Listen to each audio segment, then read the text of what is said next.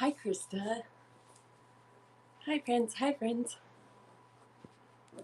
Come on in. How are we doing? I think I need to fix my lighting.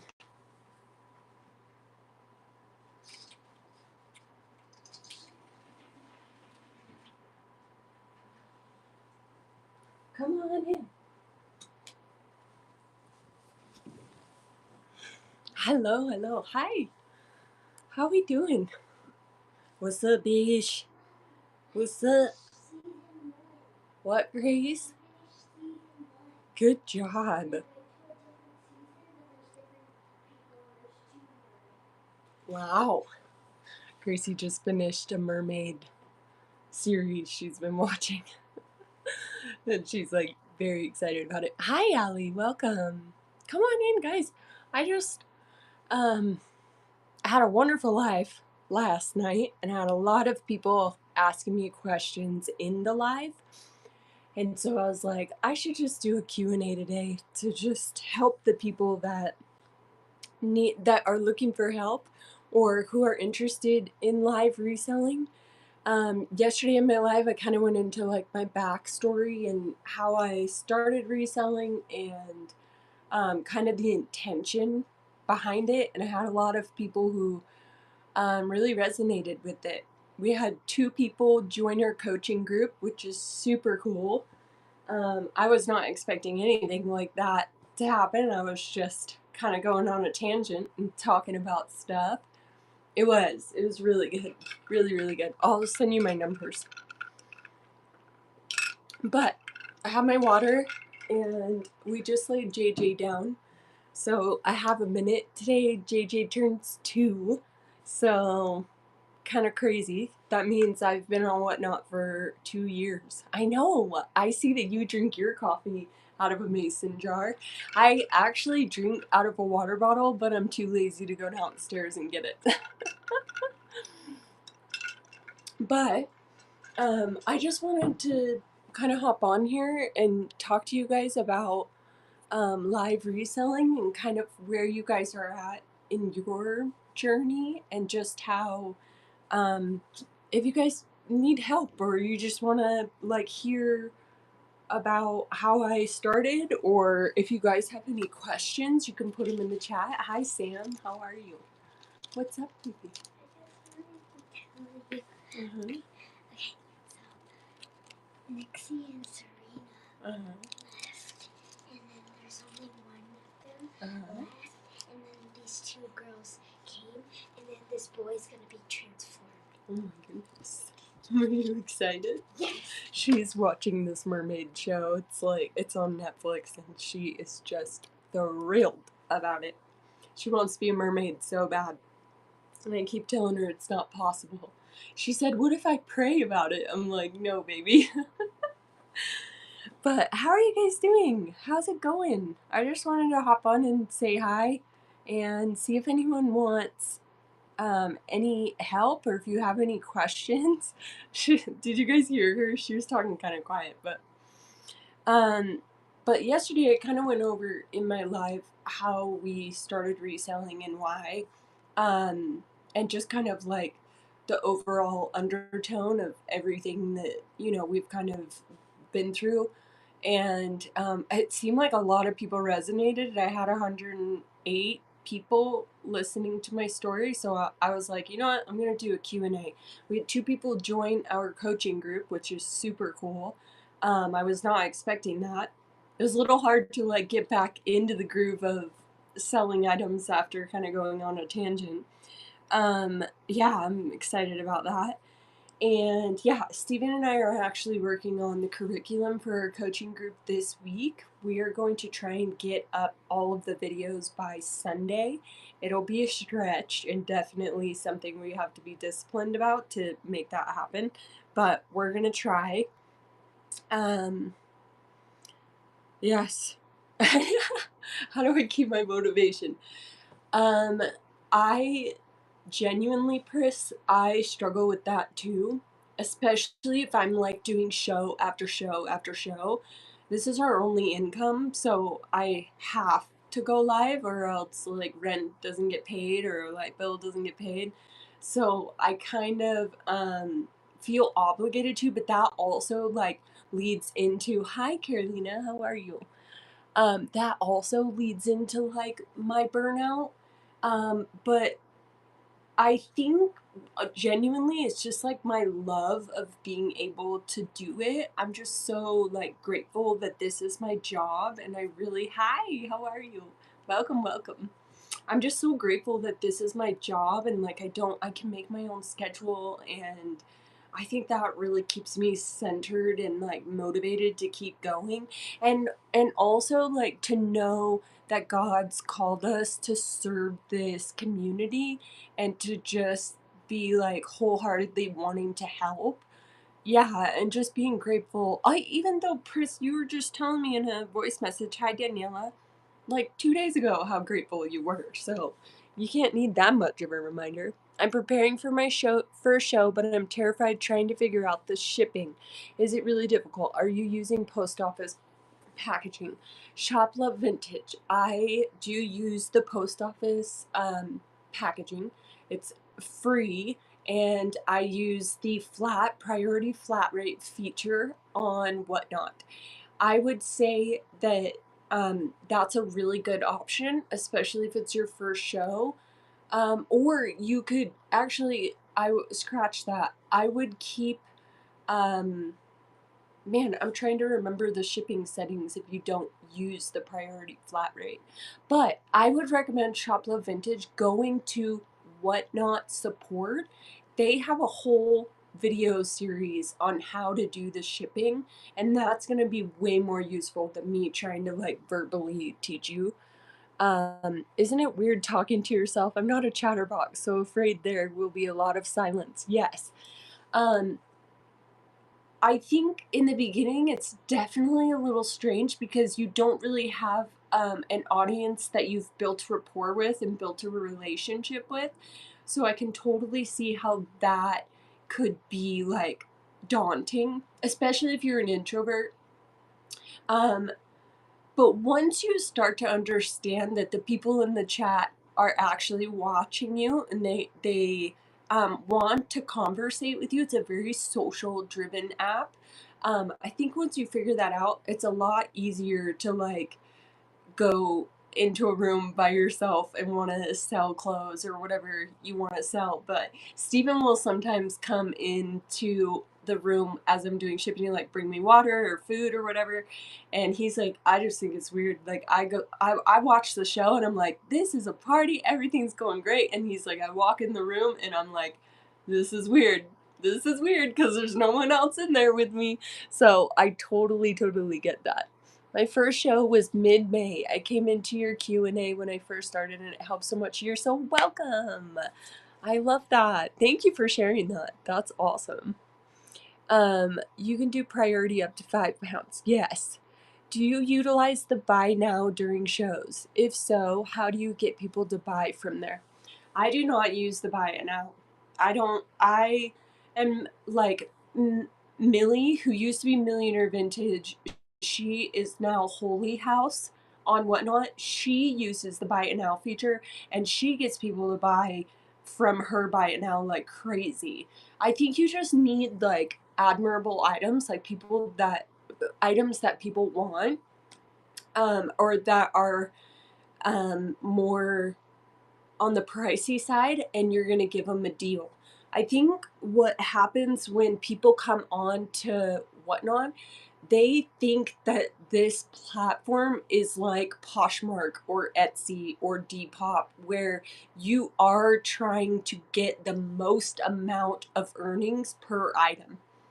And Whatnot is just not like that. So if you want your buy it now to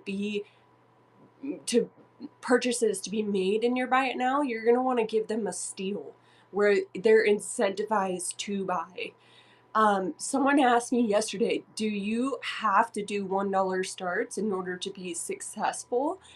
And I was thinking, I hopped on the app this morning, and most of the people who are the most successful on the app do $1 starts. The app people who are on the app, the buyer on Whatnot is a scavenger. They want to find and hunt for a deal. And that's the whole point of bidding, is so that you can get a deal, but you're having to bid with other people. And I was just on the app being like, you're so welcome. I was on the app just like, yeah, my favorite people, they are scavengers. I was trying to say like a scavenger hunt. Is that what it's called? I think that's what I was trying to say. Um, but some people think like, do I have to do $1 starts? And I'm like, I think that if you want to build your audience and you want to move quickly with growth, I would definitely say doing the lowest start that you can is going to be the most beneficial, because the customer who is on that app, they are seeking a deal.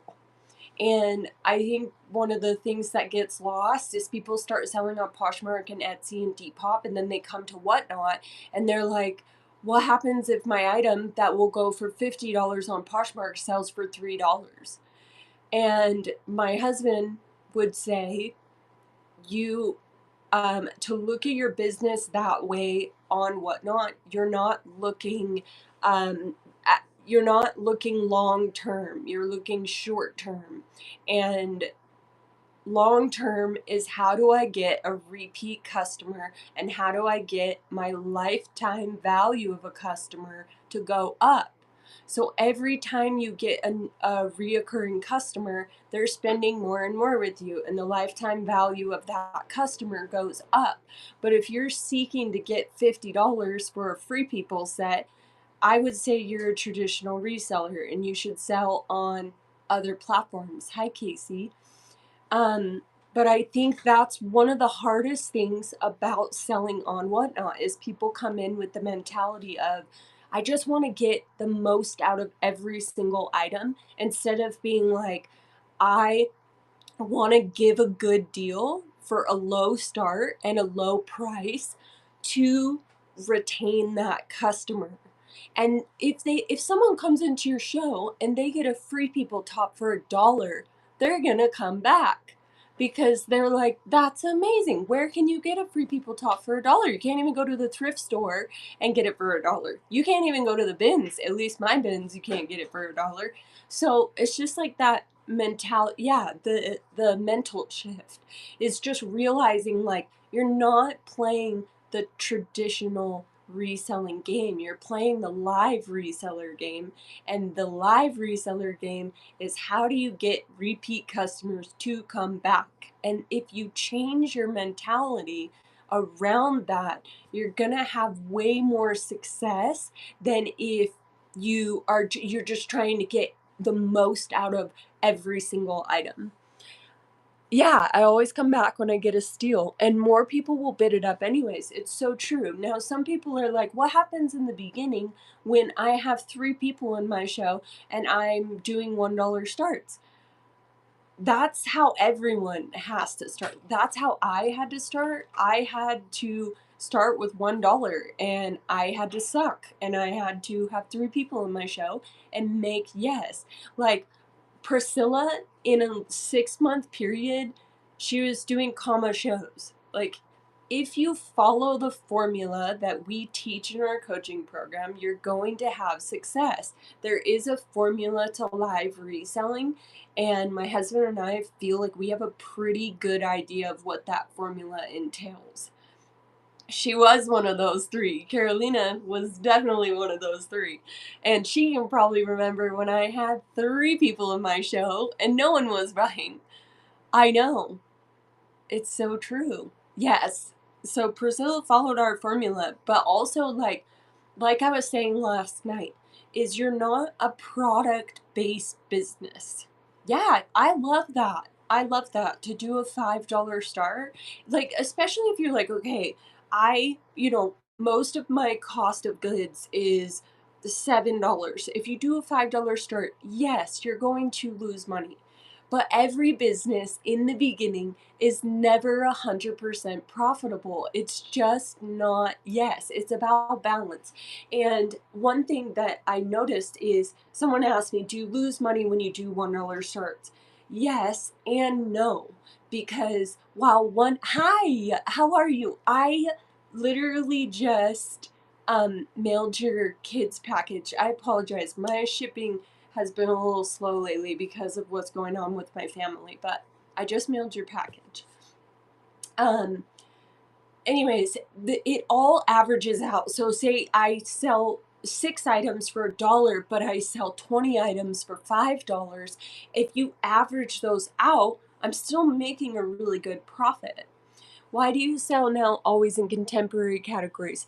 Daniela, I was in a Q&A that one of the big Oana, she is from Europe, and she sells in the vintage category. And she was just talking about how she loves to honor the vintage category and only sell true vintage items. And I was like, I want to honor that because I'm 50-50. I'm 50 modern, 50 vintage, but I also want to go into the modern category because there is way more traffic there.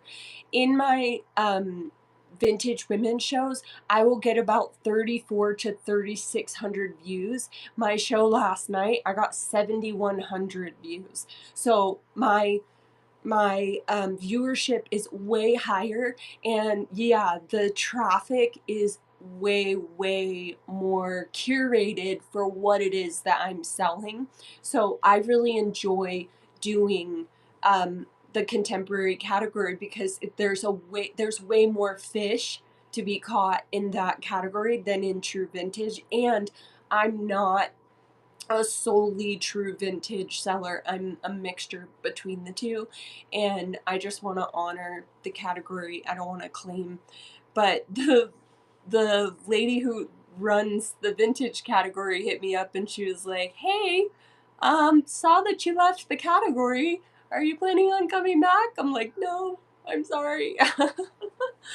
Probably took a huge chunk of her revenue, but I also felt like, yeah, anyways, we don't have to go into that. But I think understanding that your buyer on Whatnot is way different than your buyer on Poshmark. Poshmark, people are willing to pay $50 for a $120 Free People set. On Whatnot, they're not willing to pay that. And so if you are struggling with the mentality around that, I would be a traditional reseller because you're going to get the most bang for your buck. You're going to get your most earnings that you can. And on Whatnot, the game is not to get the most out of every item. The game is, how do I retain a repeat customer? How do I get people to come back to my lives? And when you understand that, that is when things change. Because I've seen multiple sellers do $1 starts for a season, and then they will change it to 10 to 15 to $20 starts, and their viewership goes way down. Where before they had 70 views. I'm thinking of one particular person in mind. They had 70 views. Thank you so much. Thank you. I'm at $86 for my Free People set. Huge shout out to Priscilla who tipped me 50, this sweet woman. No, Autumn, I'm praying right now because Priscilla, she does, if you guys are looking, I'm sorry, I just have to plug her because she is so amazing. And if you love vintage luxury items, you need to follow Kofi Vintage. She's right there. She just said, "Ooh, yay."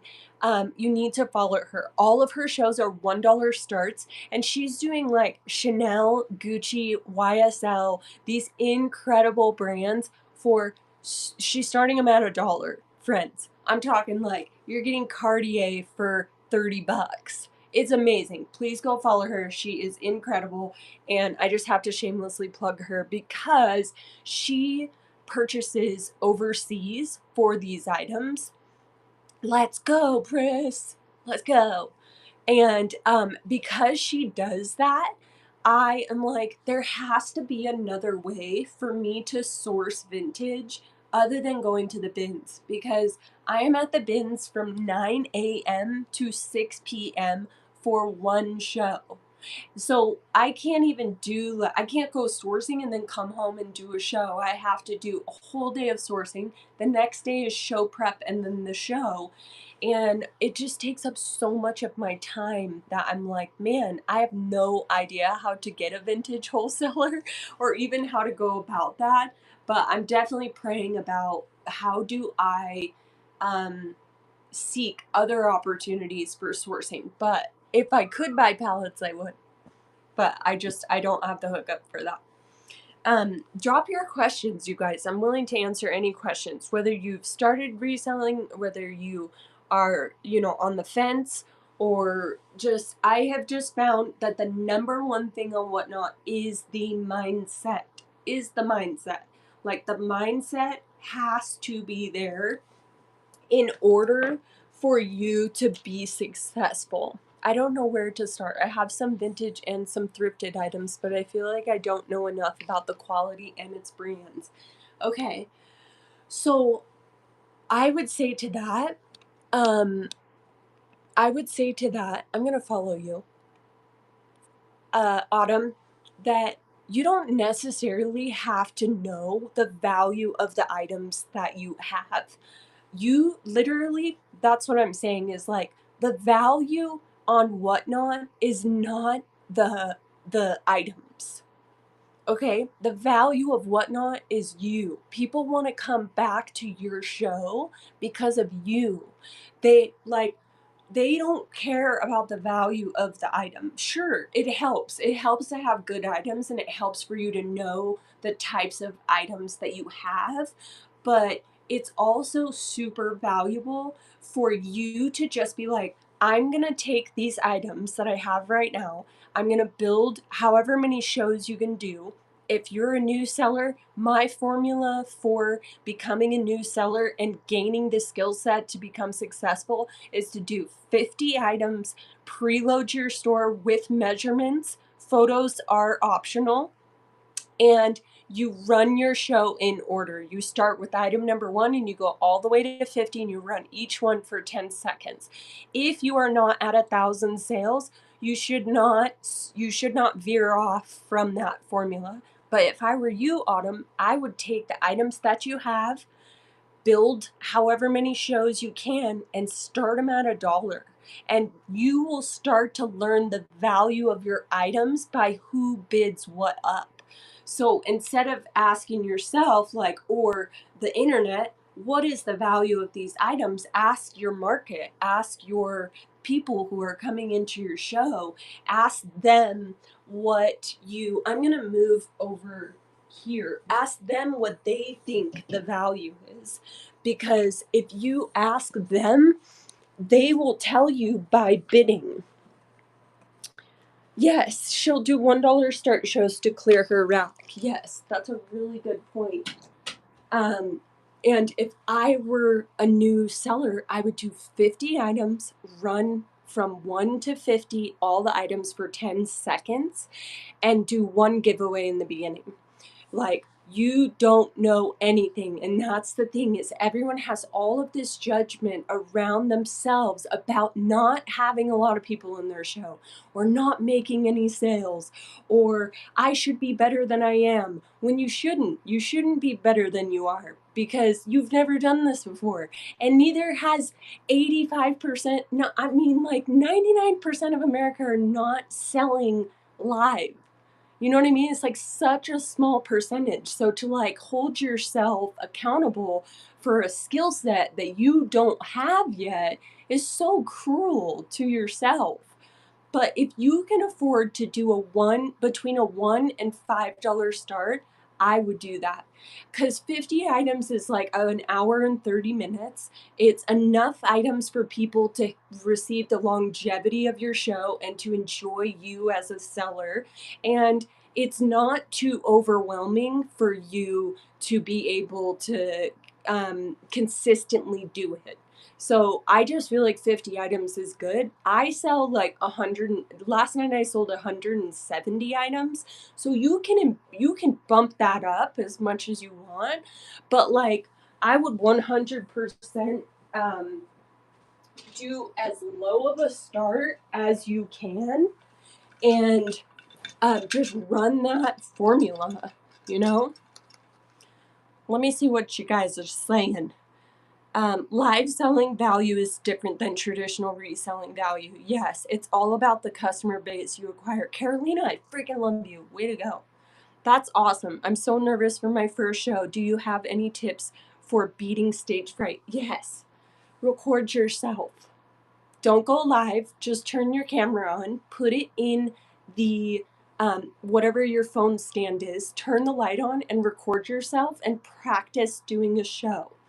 Or you can go into your um, profile on Whatnot, create a show, make it private, and give the link to someone you feel comfortable watching you.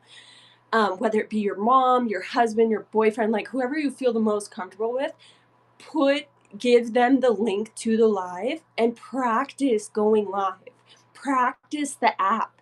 It is so crucial for you to have a seamless show, to understand how to pin an item, how to load a store, how to measure an item.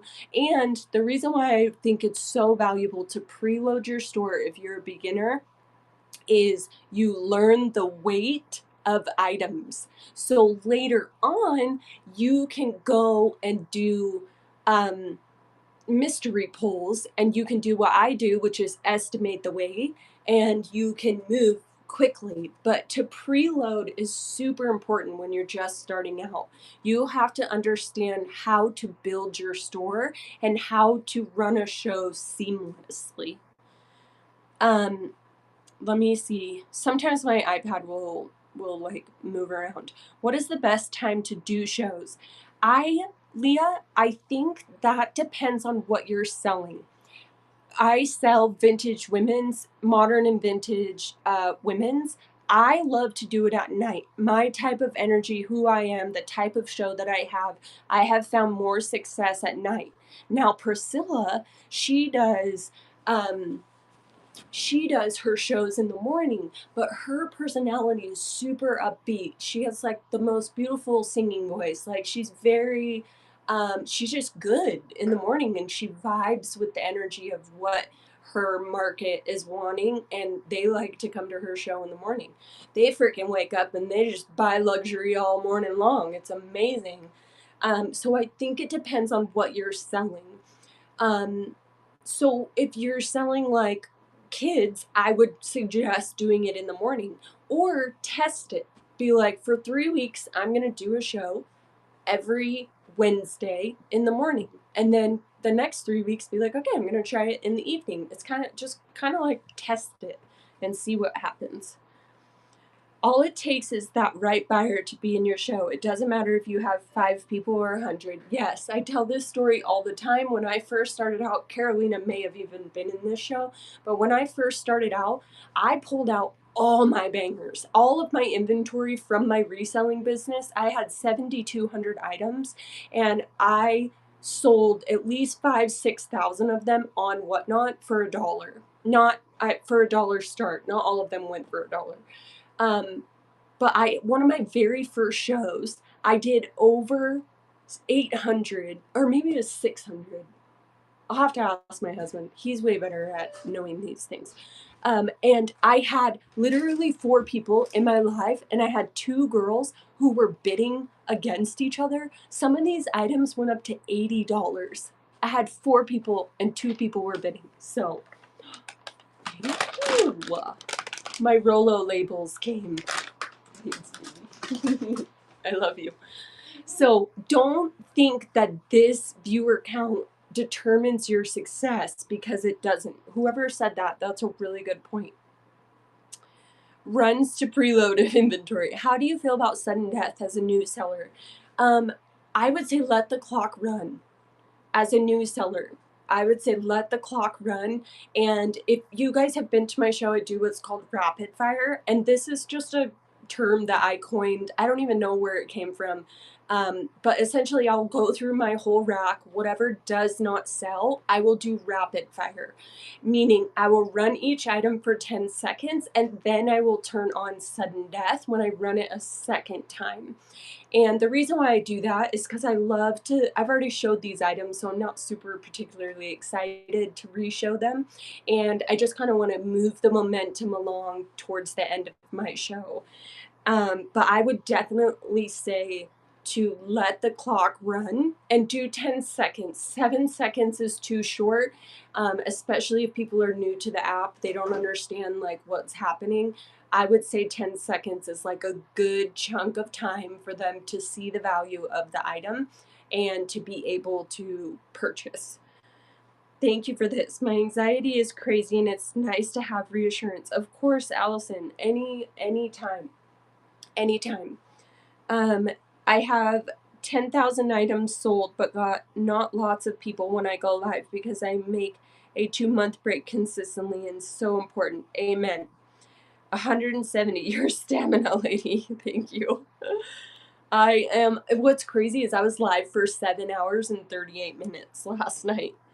And to me, it feels like an hour. Like I don't even notice. How do you feel? Okay, I already answered that. I'm going to be brave and do a $5 starts on Tuesday's show. I love it. Do it, do it, do it. And you'll find that people will come back if they get a deal. Just understand that your mentality right now, you have fear because you're like, I love this item. And on other platforms, it goes for $70, but I'm starting it at $5. But you have to change your mentality from I love this item to I love my return buyer. I want to give my return buyer a good deal. I want to be able to provide a service where people are going to come back. You know, like you want to incentivize people to come back to your show because every customer has an LTV, lifetime value of a customer. Right now, Stephen, I know you're watching. I don't know what my LTV is right now, but one new customer makes me a lot of money. So I don't really care if I lose money on an item because I'm playing the game of how do I get a return buyer. I could be wrong, but that's what I focus on to help me not focus on how many are in my show. Sorry, I missed it. What did you say? Yes, okay, I see. That's a really, really good mental thing to use. There's a rehearsal mode. Okay, thank you. I knew that there was a rehearsal mode, but I just have never seen it. After starting the show, do you have to turn your phone around? No. Your phone, you can use your front facing camera so you can see the screen. Now, if you're selling like jewelry and stuff like that, you would use it the other way so your hands would be in front of the camera, but it will automatically turn for you. Can you explain what the mystery games are in the giveaways? Yes, Autumn. I think a lot of people find Whatnot to be like a game show. And like to be honest, I do not enjoy those types of shows, but I totally understand how people can. But I think that there's some sort of like excitement around giving people an experience. But for my buyer, I want them to be able to come into my show and know exactly what's going on. And I find that when I go into these like game show mystery box shows, I don't know what's going on. I don't know how the whole thing works. And if I wasn't there in the beginning, I'm not going to buy anything because I don't understand like the concept of what they're trying to do. So I would definitely steer, if you're a new seller, I would steer away from that kind of stuff.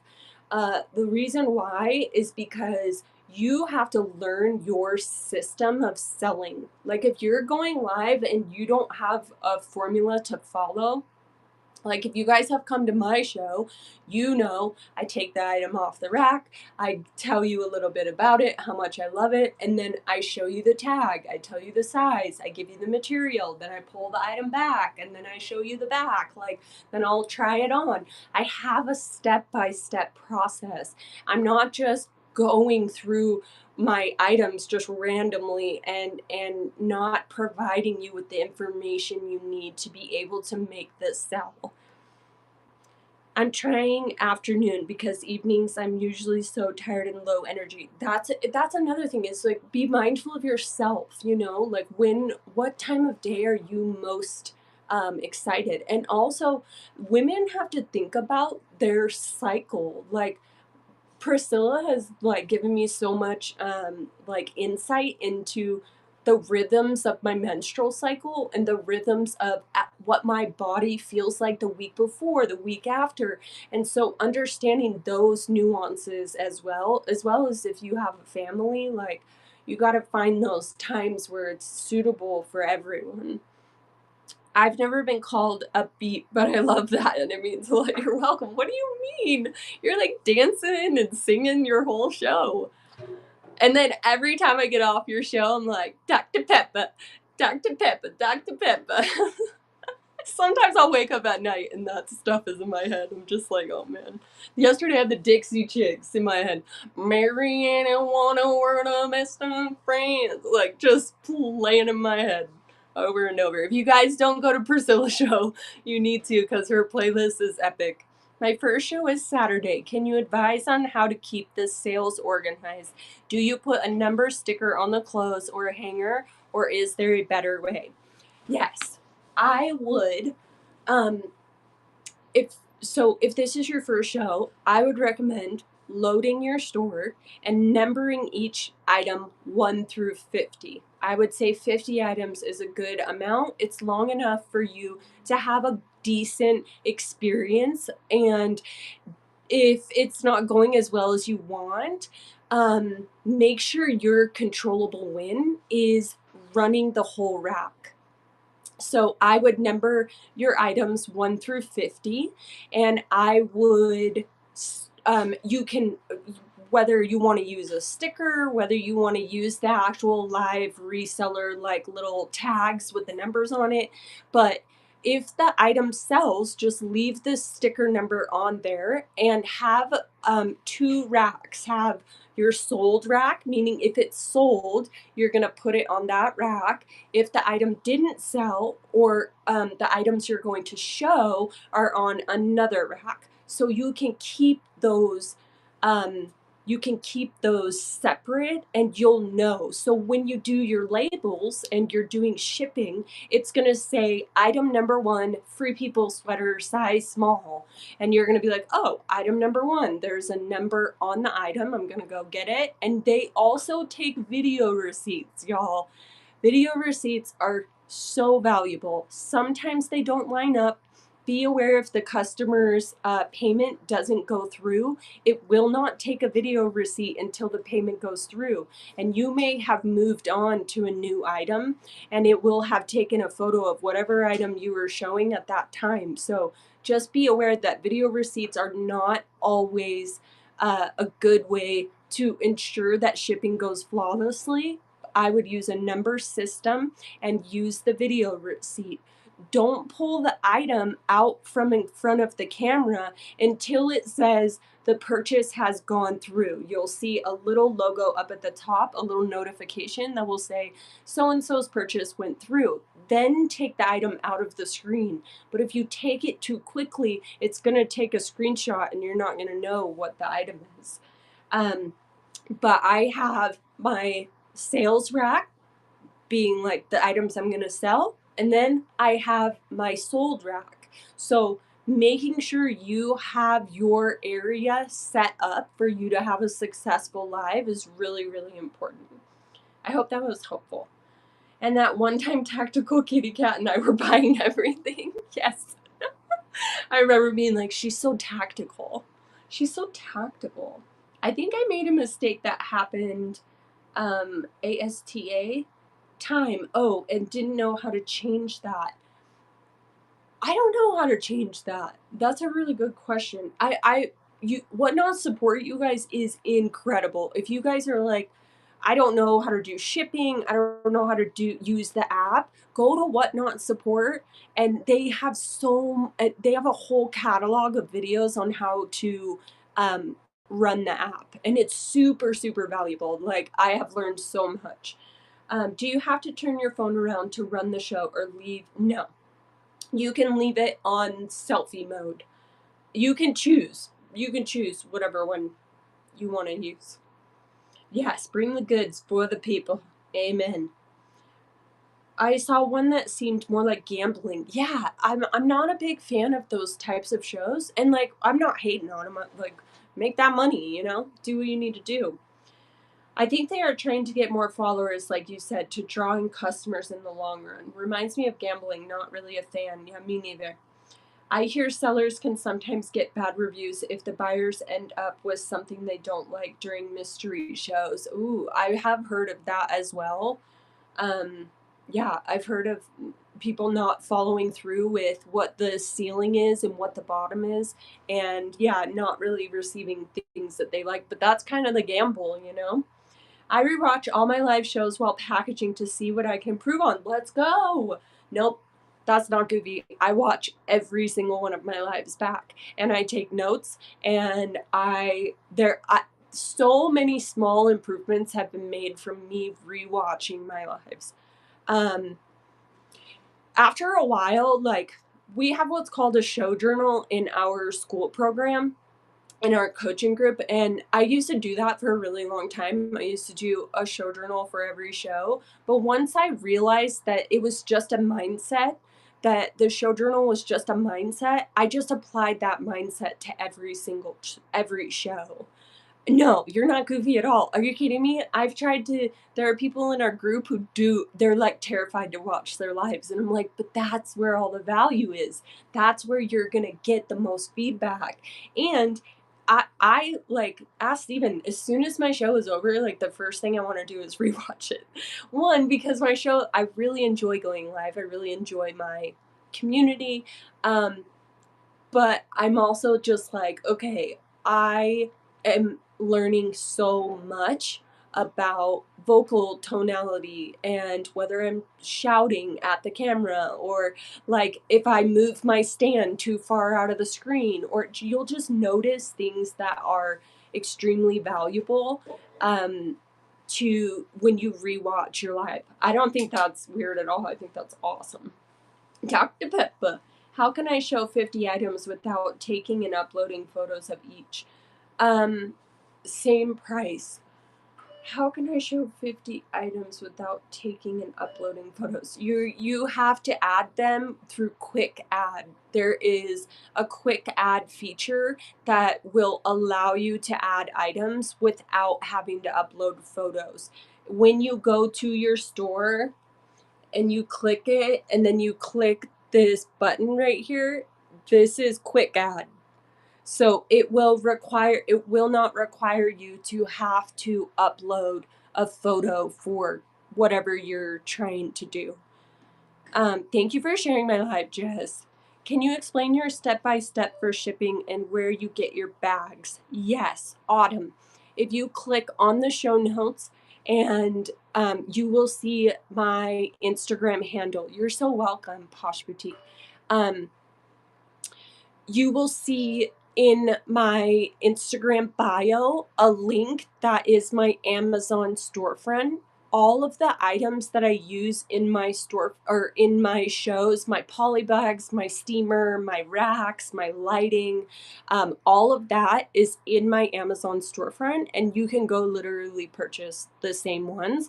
I'm not really one for like fancy schmancy. I don't really buy like really cute mailers or cute like poly bags. I'm very very like plain, but it's the item that I sold, not the packaging.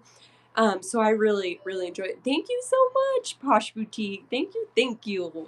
I'm at $96. I am trying to buy myself a Free People sweater set that I sold to Maddie in my show a few weeks ago, and they had me try it on, and I legit wore it for 2 days before mailing it to her. I washed it, everyone. I washed it.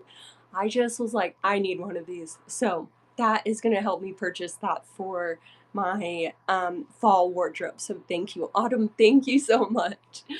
Um, let's see. You guys put your questions in the chat. It can be about anything. It can be about like Poshmark or Etsy. I did all of them. Thank you so much, Lolly.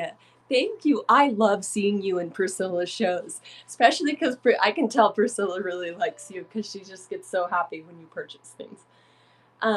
Okay, my step by step for shipping. I'm currently doing shipping, so I'm just gonna I do this a lot. I'm just gonna take you guys into my shipping room because it's the easiest way to be able to share with you guys how I do shipping. If you guys are okay with that, um, it's just easier. Yes, I go to the bins. I don't get my items anywhere else. I only go to the bins. Okay. So let me just kind of show you my setup here. I'm going to turn the camera around. Okay. So right now I'm doing shipping and I'm currently I was on Donovan's, but now I'm on Shelby's. So this is my shipping station. I have my studio over here. This is where all the magic happens. This is where you guys see me go live. This is my sales rack. This is my sold rack. So this is everything that I sold last night. And I do my shipping on this screen, and I have all of my boxes down here and my trash. This is kind of like my overflow supply that I put in there. And then I use clear poly bags for like single items. And then I use these white poly mailers, and they're super, super valuable. I found this like serrated edge sort of paper at my local grocery store. They were having like a clearance on them, so I bought a couple boxes of those. Normally I just use the newish. If you go to my show notes, it will tell you how to look up the group, the coaching group. So this is kind of how my setup is. So let me just show you step by step what it is that I'm doing. So right now I'm shipping a kids show, okay? So right here, this is Shelby's order, and I'm going to click on video receipt. Right here, it's going to show me the item. And on here, it says orange 24. So I'm going to go over here and I'm going to grab the item, which is right here. Then I look at the sticker, it says orange 24, and I bring it over here and I fold it up. I put it in a clear poly bag, and then I put the shipping label on one of these, and then I seal it up. So that's kind of my step-by-step process. Is I'm looking at the information on the computer, I'm pulling the item, and then I'm putting a shipping sticker on my label, or the label on my package, and then I ship it off. So that's essentially kind of like my whole shipping process and the setup of everything. I can kind of show you guys my studio if you want. So when I'm live, I have this computer screen to show me what's going on. I have my iPad here. Here's my stickers. And then I also have this screen. This is where I keep like my lint roller, my steamer glove, like my steamer. I use for lighting, you guys, I use an old light box, and it is, thank you so much. There are improvements that could be made, but I'm actually really happy with how it is right now. But these are all magnetic lights, and I just took them from an old light box, and this is just a stand from Walmart. I have these stands in my Amazon storefront, and I just put the lights all over the stand. And then over here, I have another strip. So I have like natural lighting. I have these lights here. I have this above light there. I took the crown off of the light because it made like a yellow tint. Lighting, you guys, is so important. It's so, so important. If you don't understand just basic photography, your show will be mediocre and just not as good as you want it to be because your lighting isn't good. So it's super, super powerful to have really good lighting. So if you're someone who's like, I don't have like a ring light, I don't have, professional lighting, what can I do? Get in front of a window. Put your camera by the window and have the camera face you with the lighting behind the phone. So if you're like, I don't have good lighting, find the best lighting in your home by a window. And natural lighting is so much better than any synthetic lighting, I can tell you that much. So I've had trouble printing my labels from my phone to my label printer. My labels come out tiny and doesn't allow me to turn. Yes, I know what you're talking about. It's a settings. You're gonna have to go into your settings on your phone for your Rollo printer or your thermal printer. Someone asked, what kind of label printer do you use? I use the Rollo. It's not the Bluetooth one or the wireless. It is just the traditional Rollo. I've had zero issues with it. I will say, do not buy generic labels. I purchased a couple of generic labels because I got like 1,000 of them for $17 versus 500 for 20 on the traditional Rollo labels.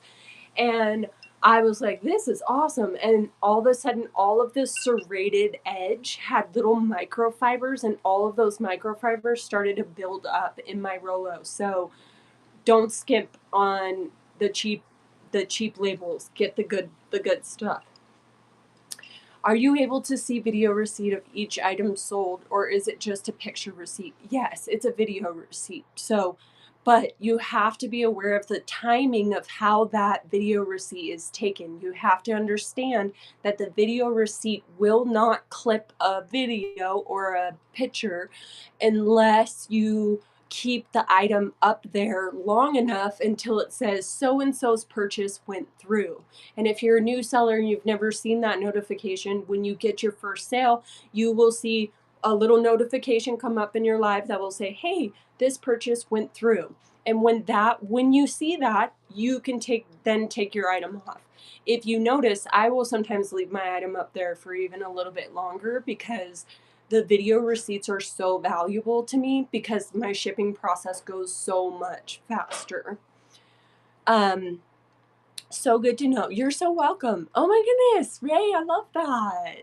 That's exciting. So this is so valuable, you guys. These types of Q&As, like anything that you guys want to talk about, I'm down. You mentioned you go to the bins. Where else do you get your items? I only source from the bins. Thank you, Lolly, for the tip. I have heard to be careful playing music during lives during the copyright laws. Can you comment on this, as it seems a majority of sellers do? The buzziest bee. Interesting. I have never heard of that. I am. Thank you so much, Ray. You guys, thank you for the tips. If you guys read the show notes, you will see what the tips are for. If you guys are interested in our coaching group, my husband and I have a coaching group called Live Reseller Pro, where we do a community coaching call every Monday evening. We have one tomorrow at 6 p.m. And yeah, all of us live resellers, Kofi Vintage is a part of the group. We have, thank you so much, Jess. Krista, Kay Henry, she's a part of the group. Jackie is a part, like a ton of people that you know on Whatnot are a part of this group. It's a subscription model. It's $27 a month. You're grandfathered in at the price that you come in at. We're going to be raising the group up to $47 a month once the curriculum we're currently building, it's a video curriculum. Once we're done with that, it will go up to 47. So if you want to get in at 27, now is the time. But we offer private coaching calls, especially if you're new to the group, because we really need to understand, like, where are you in your business? What are your goals? Where are you trying to go? Because that is what is most suitable. We currently have an issue in our coaching group with Priscilla because she did everything that we asked her, and she's like, now what? And I'm like, that's a good question. Now what? Luckily, my husband is well versed in like the future of things and where he wants the group to go. And he is such a valuable asset to the group. Like, my business is not where it is without him, especially the mental work you need to do to sell and whatnot. It can feel daunting, but when you understand what you're doing it for, it's so much easier. When I first started, I didn't understand that I was trying to get repeat customers. I was like, but I don't want this free people set to go for $5. Like, that's not what I want. Thank you, Can Can. I appreciate that. I will tell him. And he was just like, that is not why you are selling. You are selling to get a repeat buyer. And that repeat buyer can spend thousands of dollars with you. I met, I don't know if she's in here, but Bev, she comes into my shows a lot. I met her 3 months ago and she's spent several $1,000s in my shows. So understanding that your earnings on an item is an investment into your future of your business. It's an investment into your customer to say, hey, I give really great deals. You should come back. And they're like, I want to come back. There are several people in my lives when I do $1 starts who write in the chat, they're like, I can't believe I got that for $1. I'm like, get it for $1 because you're going to come back. And that's the name of the game, is how do you get people to come back? The name of the game isn't to squeeze every ounce out of the item to get the most amount of money. That's not the game of Whatnot. The game of Whatnot is how do you give a good deal so those people will come back. Then you give them another good deal, and then you give them another good deal, and they just keep coming back, you know? And that mindset is so crucial. I did not understand that for like the first year. Great investment for your business. Sign me up. I have no one to help me and I work full time. Would love some coaching. I love it. Lolly, come join. And Priscilla, like, one thing that I love about Priscilla is there are some people in our group who are just really quiet. Like, they don't really speak or type anything in the Google Meet chat. They're not really vocal, but they're just like absorbing everything that they're bringing in. But Priscilla's perspective on her business is so valuable. So it's not even just that my husband and I are coaching, it's that the group is coming together and creating a community and a language to use to be able to understand where all of us are at in our business. So we actually have terms that we use every single coaching call to understand where each other are coming from. Once you understand the terms and the language, you can all speak the same language and you can provide value. So it's not even just that we're coaching, it's that the group as a whole provides so much value. It's so fun. Such a great point. I go back to the same sellers over and over as a buyer. Yes, especially as someone who really, really enjoys a systematic show. I enjoy watching a systematic show and I enjoy giving a systematic show. To not have a system is incredibly, it lacks focus for your buyer. So if you're kind of all over the place and you don't have a step-by-step process that you're following, it can be very confusing for your buyer. Therefore, they're not going to buy. So there's like a lot of detail and nuances that you can do in your show to really set up yourself to lower that buyer's resistance to get people to swipe. And providing enough information on your item is so, so crucial. What's your average per show on cost versus earnings, if you don't mind me asking? Hey, babe. What? Steven? Yeah. Should I share earnings or no? Yeah, you can share your earnings. Okay. Sorry, I think revenue is probably the most. Yeah, that's what I meant. Is revenue. She just is asking, what's your average per show on cost versus earnings? I'd say your average is probably like to $25 in cost. Can range between like. Well, I'll just give the to, like, example of my show from last night, right? Yeah. Yeah. Okay. Just give like rough stuff. You know what I'm saying? Okay.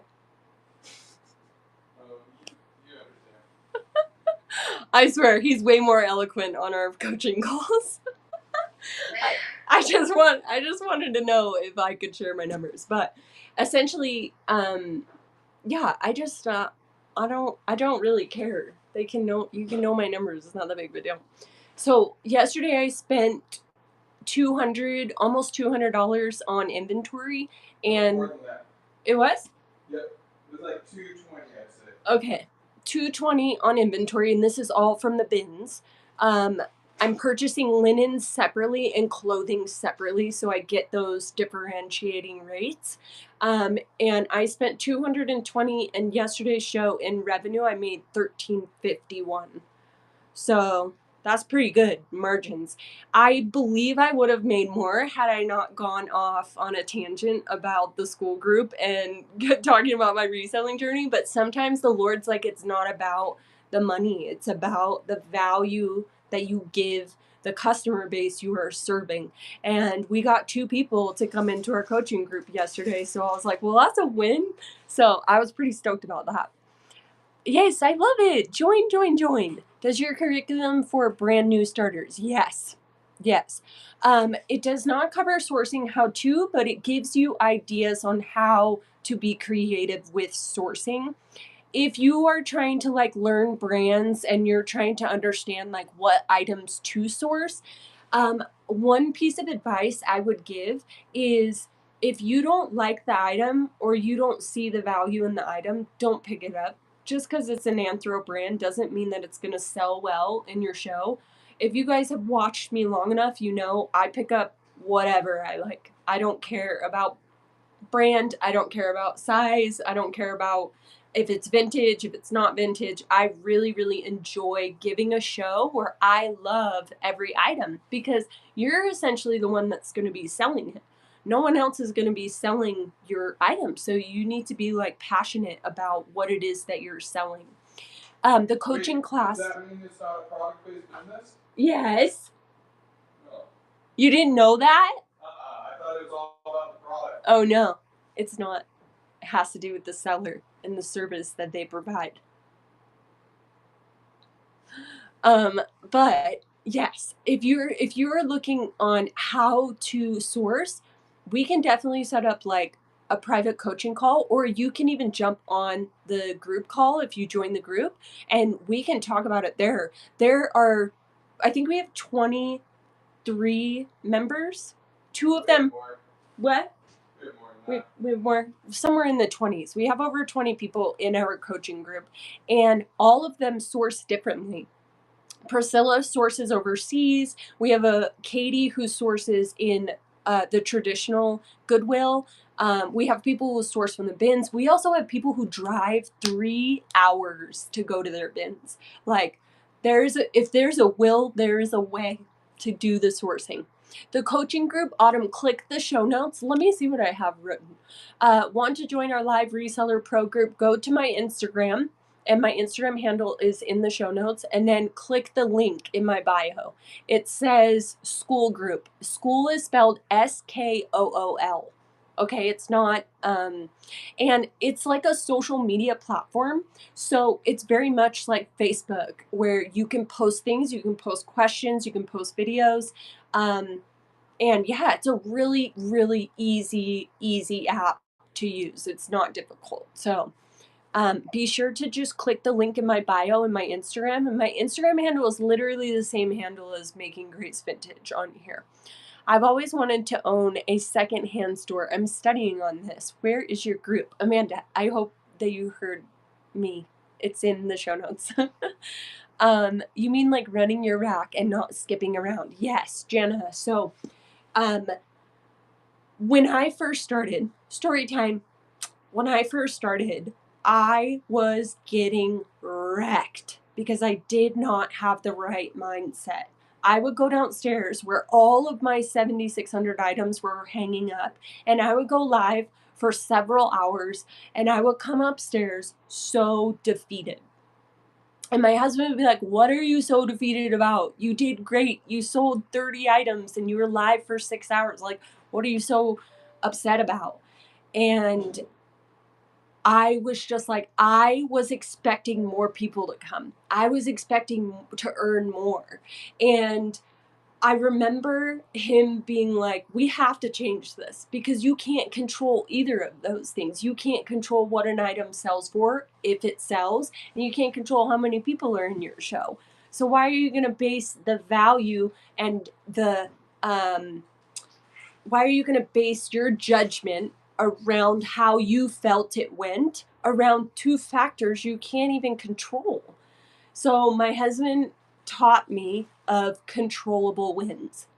And controllable wins are wins that you set before you begin your show. This is why we have a show journal in our school community group, because a show journal is so, so valuable to keep your head straight. One of the questions on the PDF, and it's if you join the group, you can go to the group and print the school journal out, and it's just like you just handwrite it.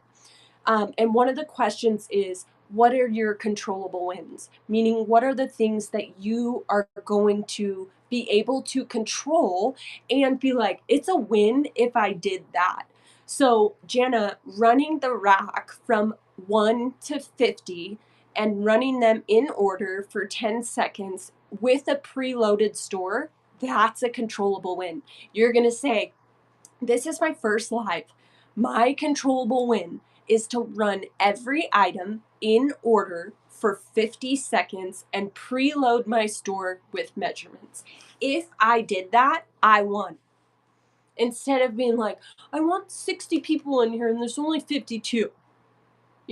Like it's just not a good value exchange for your mindset. So understanding, like, what are my controllable wins to help me with my mindset to stay in the game longer. How do I get a mindset that's bulletproof around things that I have control over? And that is what a controllable win is. For my first show, I'm gonna run every item for 10 seconds. I'm gonna load the store. Pictures are optional, but do a good title so they know what it is. I would not take requests. If you are a new seller, I would not take requests. It is too difficult to serve multiple people at one time. You take all of your attention off of the audience as a whole and you put it on one person when you take requests. Now, don't get me wrong, I'm not like a request hater. I've done plenty of shows that are preloaded and done requests, but I just think the value that you need to build the skill set to become a live reseller is built in preloading and running your store in order. You cannot be like, "Let's take requests," if you don't even know how to pin an item. That's just my point of view. If you want to do it differently, more power to you. But I just don't see the value. Do you still get most of your vintage followers in contemporary shows now, or you got all new buyers? No, I have repeat buyers. So yesterday I had 27 new buyers. No, I just checked the analytics. Whoa. Yep. Does 20. that include giveaways? I don't know. Maybe. I had 27 new buyers, and then I had 34 returning. So I have a pretty good ratio of new buyers to returning. A lot of times people don't care what category you're in. If they've found you and they want to follow you, they're going to follow you. Whether you go into contemporary, like I'm planning on doing eventually a linen show, like sheets and blankets and vintage linens. And as long as they follow me, they're going to get a notification when I go live. It doesn't really matter what category you're in. I was told to describe in 10 words or ways to help with sales. Ooh, are you talking about describing your items, Autumn? Is that what you're referring to? Like to have 10 descriptive words to help you describe your item? I think that's what you mean. how do you choose best category? How long should I try one category before trying another one? I have versatile pieces, 90s and Y2K to modern, so I'm not sure. Yes, Rosie. I struggled with the same thing. I didn't really know like where to put myself because I was in the same boat as you. I loved 90s. I had some Y2K. Um, but I would genuinely like base it um like I ended up being, this is kind of how I chose it. I ended up being in the contemporary category because I was 50-50. I had 50% contemporary and 50% vintage.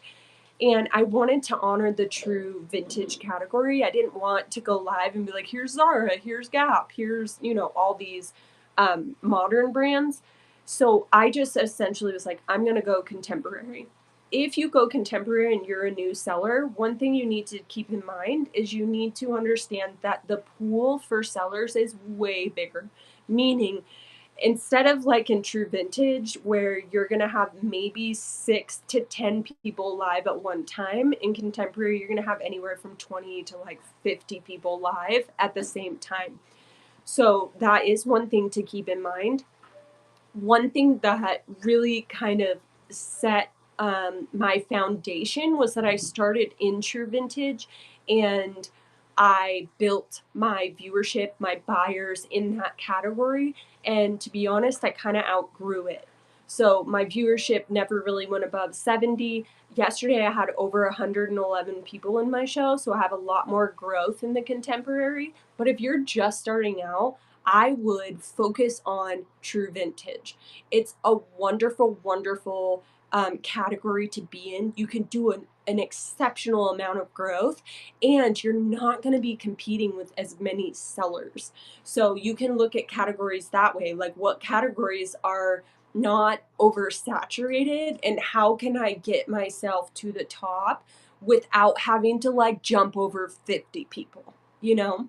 So when I moved to contemporary, like 4 months ago, um, I had already established myself as a true vintage seller. So all of those people just followed me over there. And now I'm being exposed to a way bigger audience. Like I said earlier, true vintage on a 6-hour show, I would get 31 to 3,400 views.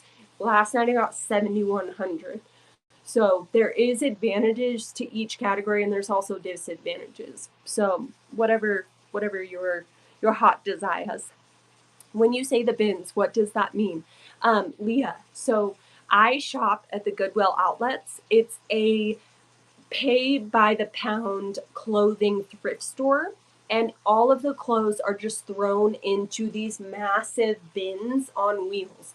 Just look it up. Go to Google and type in Goodwill outlets, and then go to photos, and you'll see kind of where I'm sourcing. But there's no organization. There is like clothes and linens in one, and then books and hard goods in another. So I'm just digging through thousands and thousands of pounds of clothes to source the items that I'm selling. And yes, and going so soon to sudden death. If you sell $13.50, what is the profit after fees? They take an estimated about like anywhere from $100 to $150 when I make like $13.50. It's like roughly like 15% average. 15. $1,000 in revenue, you'll take like $850 home. Oh, okay. So every 1,000, you're gonna take roughly around $850 home. But that depends on how much your items are going for. Mm-hmm. Yeah, especially if you're doing $1 starts, they're gonna take a bigger chunk. So the higher your items get bid up, the more earnings you're gonna make. But in the beginning of your business, like you have to understand that you're not going to be immediately profitable. That's not a healthy way to look at your business, because you're not going to be profitable the first show you do. You have to build the skill set, and you have to understand I am building this to build a community of buyers who are going to come back every single live. So I had 34 return buyers, meaning 34 people who had bought from me before are now showing up to my show. So when you first start, you're going to have one buyer, two buyers, and say they get a good deal and maybe one of them comes back. You keep doing shows, 10 shows later, you have 10 people showing up. That's when the bidding starts happening, is when you get these return buyers to come. But you can't be like, how come my items didn't get bid up when it's your first, second, third, fifth, 10th show and you haven't done enough to build the rapport with your audience or given them a good enough deal for them to want to come back.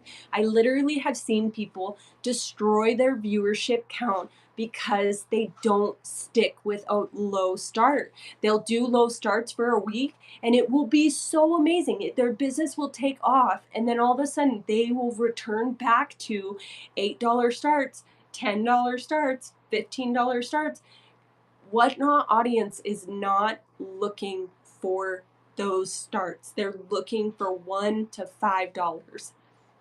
And if you can swing it, do it. If you can't swing it, be willing to eat it. And if you're like, I don't know how to do that, I don't know how to like do something for $1 and make a profit, or do something for $1 long enough to the point that I can make a profit, then you should join our coaching group, because my husband is so good with numbers. He has a million bajillion spreadsheets that all of these formulas are in. And like, there's a lot of really valuable information you can receive with coaching. And what took me 2 years to do in my business took Priscilla 6 months. So Priscilla is literally neck and neck with me. Like, she's crushing it. And all she did was follow the formula that we gave her. If you're interested in the coaching group, click on the show notes and you can get to the link through my Instagram. Was so excited to come in during your story, and you definitely pulled me in as a follower. Wonderful. C4, thank you so much. I always ask myself, would I wear this? Yes.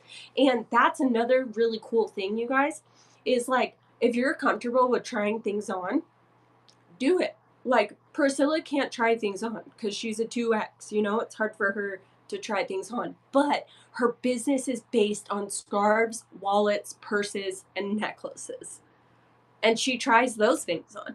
So you can really kind of like adapt your business to your lifestyle, to who you are, to your body type. I'm just really fortunate and blessed to be able to try on my items. And I'm like, man, I need to get in the gym, because if I take better care of myself and I start toning my arms and my glutes and all this, I'm going to make more money because I'm investing into me. And the value that people receive in my show is me. It's not the item. They want to come because they're like, I resonate with Jenica in some way, you know? Hi, Jackie. I love that. I pass on items all the time. Yes, you got to know, like, what am I picking up and what am I not? So much easier to sell what you love. More enthusiasm will show. I'm gonna do a quick workout, Okay. and then JD is still awake. Oh. He's kind of quieting down right now. Mhm. Then I'm gonna shower, and then we'll Clean up. rally. Okay. You got it. Sorry, my husband's just telling me his plan. So much easier to sell what you love. More enthusiasm will show. So true. How much are your coaching classes? So it's this monthly subscription. It's $27 a month. If you sign up right now, you'll be grandfathered in at the $27 a month. We are going to up it. We're creating a step-by-step course on how to become a lives reseller from absolutely zero experience. So even if you're like, I've never done a live, I've never resold one single item, we don't care. You can join the group. We have the curriculum and the step-by-step process to get you there. My husband just literally... We'll go through it tomorrow, that thing. Okay. We'll just walk through. Oh, you're talking about on the call. Yeah, so Okay. our call for coaching tomorrow, we'll walk through. Are you going to rewrite it? I'm sorry, I erased it. It's okay. Okay. Yeah, I'll rewrite it. Okay, so my husband is saying everything that I'm talking about, the step-by-step process of the curriculum, we're going to go over on our Monday night coaching call tomorrow. So every Monday we get on a Google Meet, and you don't even have to have like the Google app. You just click the link and it easily will put you right into the portal. You don't have to be on camera if you don't want to. You don't have to say anything. But we do talk, we do Q&As, and my husband is in the call tomorrow, is going to go over the curriculum that we are building this week. I told my husband, I was like, what do you think would happen if we just said by Sunday next week, we're going to have this course up? Well, how would we act differently? Like, what would we do differently in our day-to-day to get us there? And I think it motivated both of us to just be like, let's just do it. Like, we've built this curriculum. We've been reselling for 6 years. We've built a traditional reselling business. Then we built a live reselling business, and we have so much value to give this community. And if we can just shave off like 6 months of your growth time because you're able to just follow our step-by-step process, that is what gets me up and like going, because I'm just like, this community is so underserved. Had I had someone in my traditional reselling business who could like step by step show me how to do it, I would have been successful so much faster, and I would have understood how to do it. If a couple wants to join the coaching group, so we sign up separately or as one. So you would sign up separately, but we would put you under one invoice. So if you want to sign up, Misty, send me a message and just sign up under yourself, and I will contact school, the program we use, to put your husband under as well. We actually have another couple who are under one invoice, and I know we can do it. I just can't think of it off of the top of my head. Oh, you don't have Instagram. Hustling Elf. If you type in your Google browser or whatever browser you use, type in school.com /live reseller pro. Let me just type it in there for you so y'all can just, if you don't have Instagram, this is the link. Okay, there you go. You can screenshot it, go in that way, super, super easy. And it's just an app. No, you're good, Amanda. You're good. Is there other ways of joining your coaching classes without Instagram? Yes, Hustling Elf. I just put the link. You can also go to school.com, type in the search bar of school.com, Live Reseller Pro, and we should come up. Yes, I love it. Load your store. I promise. If you listen, you got to view your store, loading your store as your roadmap of your show. Like, if your store isn't loaded, you're not going to know what item to pull next. Also, it takes out all of the weighing during the show. So say you're doing mystery pulls, you still have to type in the weight of every single item. And as a buyer, I don't really want to wait for you to weigh your item. So I would definitely load your store, put the weight in, and understand that your buyer has buyer resistance. They have a resistance to buying, but if you give them enough information, you're putting in the measurements, and you're putting in a good descriptive title, and you're putting in your starting bid, they're going to know, they're going to have so much information to be able to be like, yeah, I'm going to make that purchase because they gave me enough information to lower my buyer's resistance. Do you think it's better to load store or just show them? Load your store, Brittany, just for the very thing that I just said. It's a roadmap. It's going to tell you, oh, I'm on number 2. Oh, the pit to pit is this. Oh, the waist is this. Oh, you know what I mean? Like, you're going to have a roadmap as to how to do what it is that you're trying to do. How far in advance do you post a show to be bookmarked by my customers? So Shopla Vintage, I do 10 show posters at a time. So when I create a new group of show posters, I will create 10 of them. I will say, I want every week on Tuesday at 4:30 p.m. there to be a show poster. So I will just mass produce a ton of show posters. I did myself dirty and got all of my show posters all mixed up. So please don't go look at them because none of them are accurate. I'm having to move them every single day. I have no consistency around these show posters, but people don't really care. They'll go bookmark if they're like, I love this buyer, or this seller, they'll go bookmark all of your shows. But it is really important for you to have those show posters up so that when they do come and they're like, man, that was such a great show, they're going to bookmark, and you'll start building those bookmarks. Super important to be consistent too. So find what days of the week work best, what month, what day of the month. Like if you can only do one show, that's fine, but at least be consistent enough. It's like YouTube.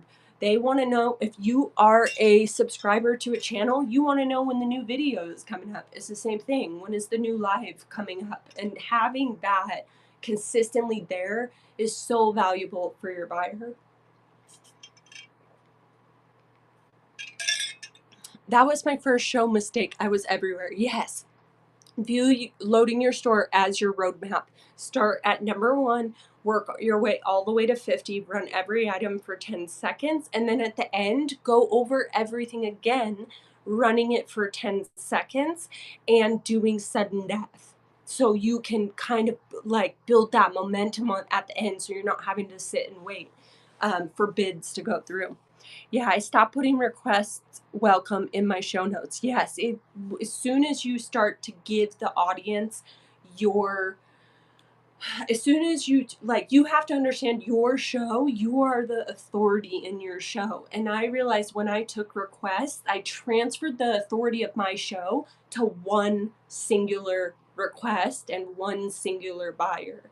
And I just didn't like that. I wasn't super, it was too, yeah, my head went everywhere and I did not know what order I was going in. I lost the flow. So yeah, I like having a very organized show. Great question. I struggle with that too. What category should I be in, because true vintage is getting so hard for me to source? Yes. I would go into contemporary. Contemporary is so much more broad, and you can sell vintage and modern in contemporary, you know? So I would definitely check out contemporary. Thank you for sharing that hype, Jackie. And that is why I have been trying Y2K, but I have trouble finding the flashy pieces I think sell best there. Yeah, Y2K is such a difficult niche for me too. Do you charge a flat shipping rate? Amanda, I do charge flat shipping. Flat rate shipping is like $8 and like 35 cents, I think. If you purchase over 5 pounds, you will start to accrue more shipping. So the flat rate is only good up to 5 pounds. So you buy both new tags and used. How do you market them separately or together? I'm not specifically looking for new tag or specifically looking for used. I just go to the Goodwill outlets where I source in these giant bins filled with clothes, and whatever I find is what I find. I don't because I don't preload my store. The only reason you might be looking at me like, well, you don't preload your store. Why should I?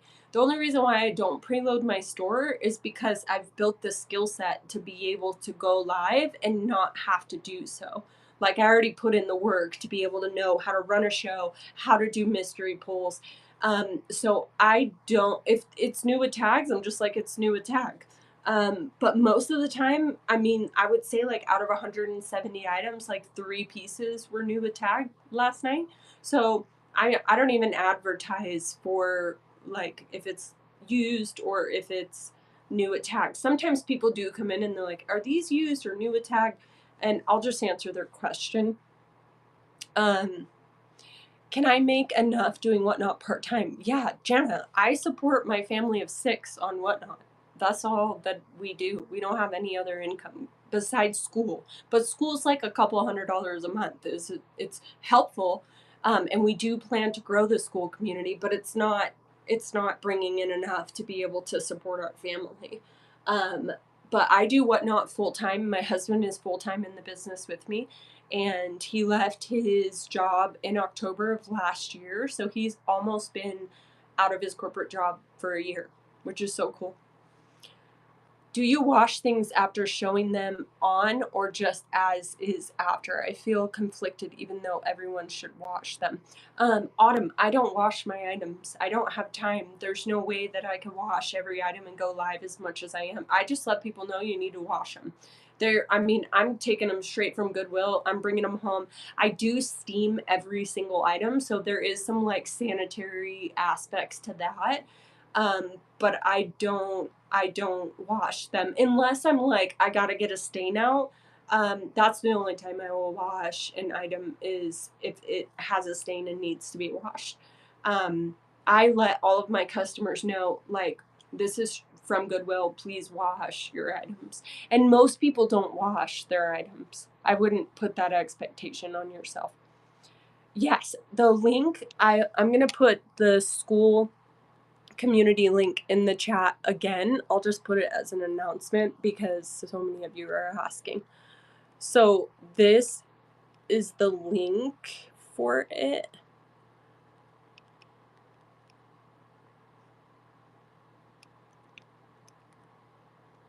Sorry, it's hard to type with my phone in the stand. Live reseller. Come on now. Come on. I can do this. Okay. I can't do it.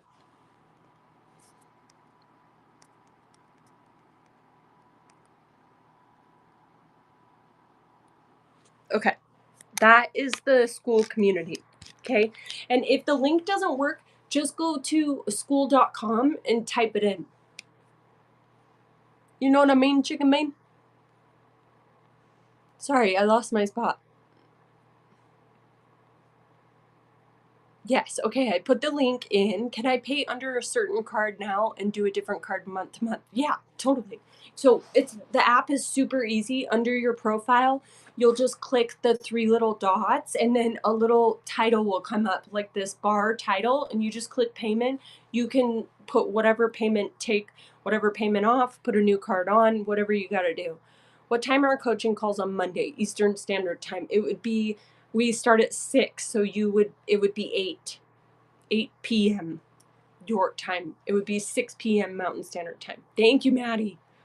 Do you sell full time? Yes, I sell full time. My husband and I went full time into our reselling business last October. And our goal was to replace my husband's full time income. And yeah, we have reached that, and now we're just like, yeah, we're trying to grow the school community because we realize that this community is so underserved.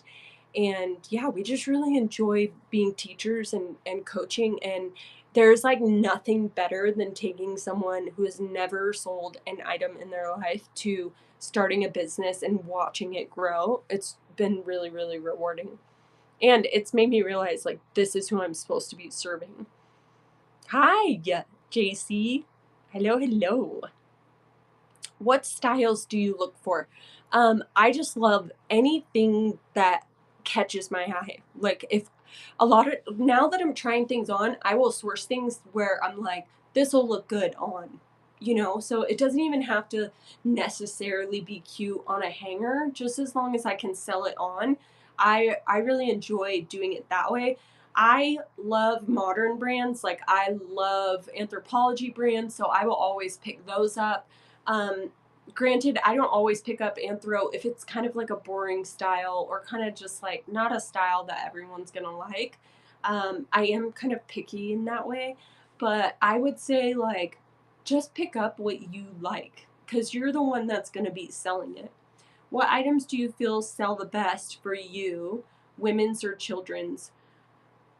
Are you asking me like what items or which category sells better, or what items do I sell in each category? How do you pin comments so they stay at the bottom longer? Haven't figured that out yet. Steph, when you go live, you will see in the bottom right or the bottom left-hand corner where you type in the text, you will see this little asterisk. And if you click that, it will say hide, announcement, and what is it? Slow mode. So it will like slow the chat down for you. And when you're live, you'll just see it right next to where you type in your comment. And you will just click announcement. I feel like my camera presence isn't great due to social anxiety, so feel like it's affecting my audience. How did you get to be so comfortable on camera? Thank you so much. I'm so glad y'all joined. Let's go. Let's build our businesses together. JC, first off, I want to say that I was not very good in the beginning. Like, I really, really struggled to have like a camera presence. I really struggled to understand that my audience is my friend and my audience wants to see who I truly am. Not, they didn't want me to show up other than who I was. So if you're like quirky and weird, be quirky and weird. Like, if, like, you guys know I'm weird. And I'm okay with that. That's what I think resonates with my audience, is like, I'm willing to get weird with stuff and I'm willing to be funny and say jokes. And it just took me a while to understand and to grow the rapport with my buyers, that they were there for me. And once I realized that this wasn't a product-based business, it's a service and I'm part of the service, they were coming back because they enjoyed me. And once I realized that, I was like, okay, I'm going to focus more on being in tune with who I am and showing that to them. And the more I did that, the more people came back. And the more that people came back, the more I did that. And it was like this feeding sort of cycle. But in the beginning, it is hard because you don't have that rapport. You don't have that consistent buyer. But in the beginning, man, what I loved about the beginning was that I really got to have deep, genuine conversations with singular people. And in those conversations, that is what brought them back. They would come back because they felt seen or they felt heard, or they just felt like I cared, because I did care. That's the thing, is like, don't pretend to care, like, really care. If you have 3 people in your show, be like, where are you guys from? Ask them questions, get them involved in the chat. Ask them, like, where do you work? What do you do for a living? How many kids do you have? Like, genuinely care about them. And that side of you will start to develop. That genuine camera presence will show up if you genuinely care about your audience. Does Whatnot pay out immediately after purchase, or is it after it has been delivered? Mary, I love your screen name. That's really cute. So once you get before 1,000 sales, you don't get paid out immediately. You get paid 48 hours after it's delivered, or 72 hours after it's delivered.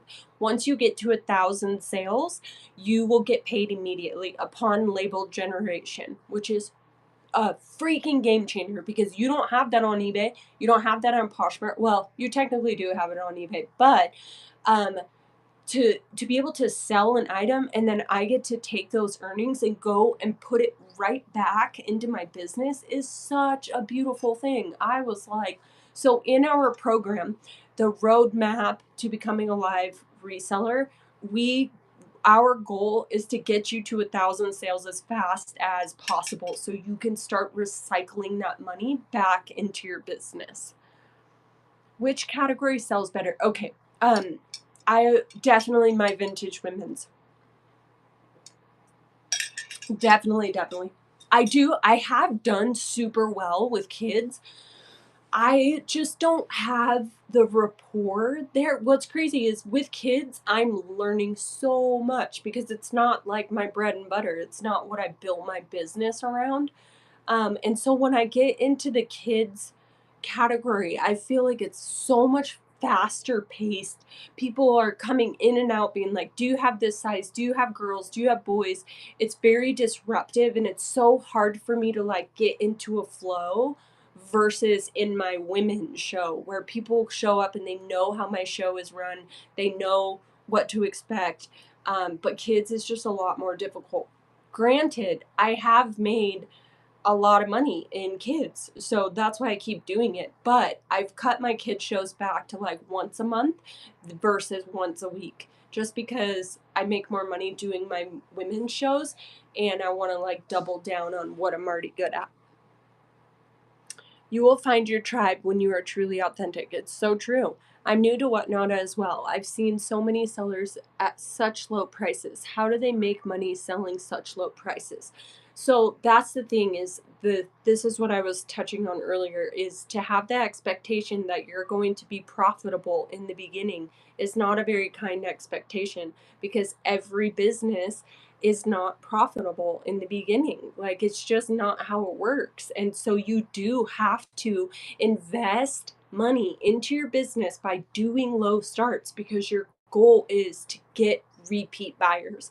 Your goal is not to sell the item for as much as possible. Your goal is to give someone a deal and pray that they come back because the lifetime value of a customer is invaluable. I have some people who have spent $5,000 with me over a year-long period. That is an LTV. That's a lifetime value of one of my customers. I'm not all of them. I'm just saying one customer has spent multiple thousands with me, and that is the value you are trying to give, is you're trying to give them such a good deal that they come back. But in the beginning, you're not going to make money. I wasn't making money in the beginning, but I was doing $1 starts. Well, actually, I was making money in the beginning because the 72 items I was selling, we had already made our money on those. So, like, we were already in the profit, so I could afford to do $1 starts. But if you're a new seller, get to the bins. That's going to be your cheapest cost of goods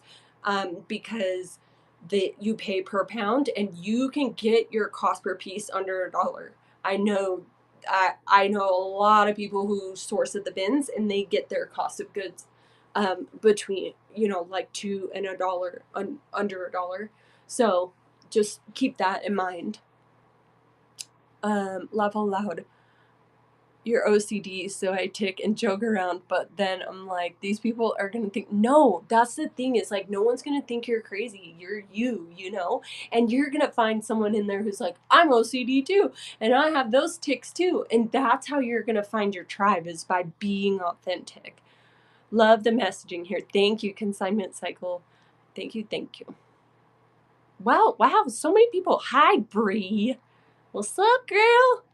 Bree is a part of our coaching group too. Yes. That's so perfect that it's on Monday, because then you'll have your show Tuesday.